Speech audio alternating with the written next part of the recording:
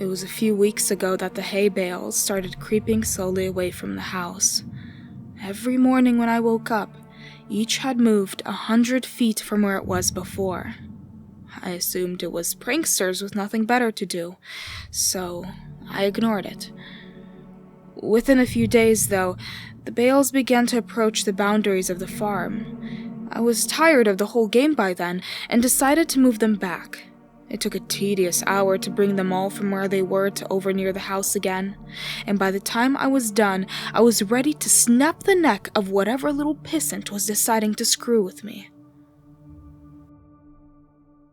The next morning, I found each and every one of my horses messily decapitated. The smell was what woke me up. Each one was slumped over against the side of its stall. There were no signs of the heads. I spent the rest of the day cleaning up the mess and burying the remains. It was only when I was done that I noticed the bales of hay had all returned to their positions from the day before, scattered far out into the fields. This time, I left them where they were.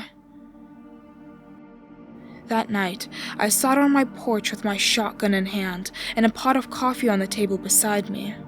I sat for hours, straining my eyes into the field to catch a glimpse of who was moving my hay bales. Finally, I was beginning to nod off. I would have. But just as my eyes began to close, I heard a clamor and a rustling of trees from the nearby woods. I leaned forward, my heart racing with excitement. I was going to catch the bastard. I fumbled with my gun and fidgeted in my seat, waiting anxiously for whoever it was to get close enough to ambush. It was only when the thing got close enough for me to make out its silhouette in the dark that I was frozen still. The thing that crept into my fields from the nearby woods didn't seem to notice me sitting there. It stalked, hunched, and deliberate through the field with the posture of a tiptoeing thief. If not for the fact that it must have towered to over 10 feet tall, even in its crouched position, it might have seemed almost frail. The thinness of its arms and legs, and the emaciated, caved-in quality of its chest reminded me of a starving animal. Still, this thing was undeniably strong, and I watched it hoist each bale up into its arms with ease and set it down carefully a while away, taking only a few strides to cover the distance. I watched it work, moving each bale thoughtfully. Every once in a while, it would straighten up to look around at the other bales' positions in the field, before adjusting the one it was working on ever so slightly.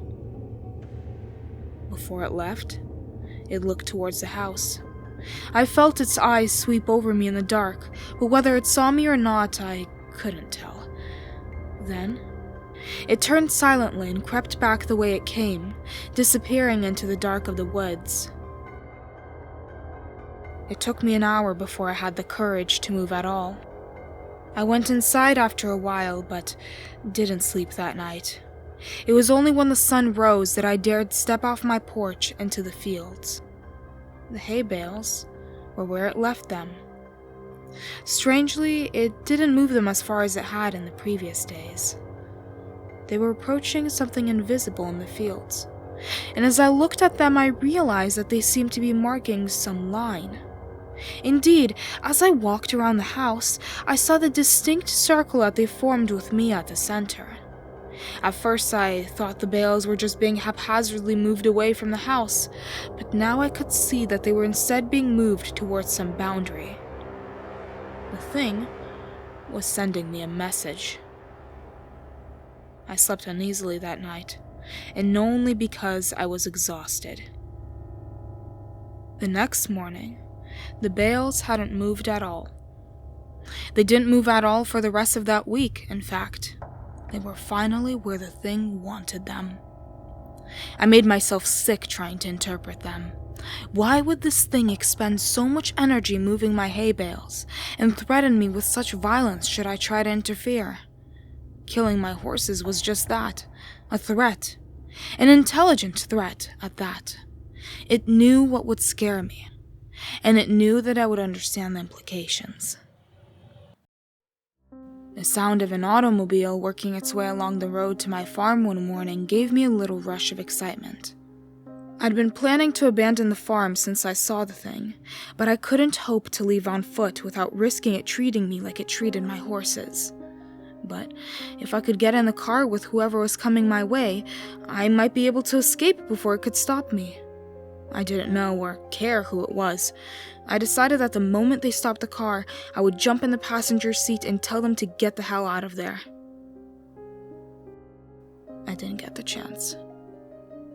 The car worked its way slowly along the road, trundling across the uneven ground. I urged it silently to hurry. It was when it passed between the two bales placed on either side of the road that I began to hear a booming clatter from the woods. The thing burst suddenly from between the trees, sprinting on all four of its terrible, gangly limbs towards the car. Within a few seconds it was there, pouncing on the automobile like a predatory cat. Within moments, it was picking and peeling the vehicle's steel frame apart, working to get at the driver.